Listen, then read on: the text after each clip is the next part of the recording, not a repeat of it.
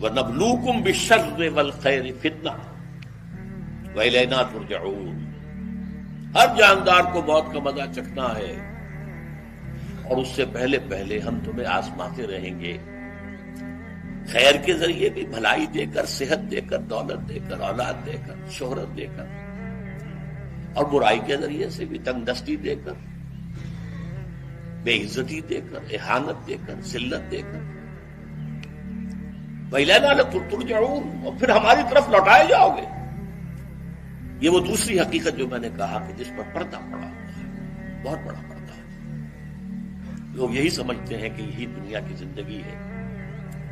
قرآن کہتا ہے ان الدار الآخرۃ لہی الحیوان لو کانوا یعلمون، یہ تو آخرت والی زندگی ہے جو اصل زندگی، کاش کے زمانے۔ اس سے بھی زیادہ تفصیل سے یہ آل عمران میں آئی ہے، کل نفس ذائقۃ الموت،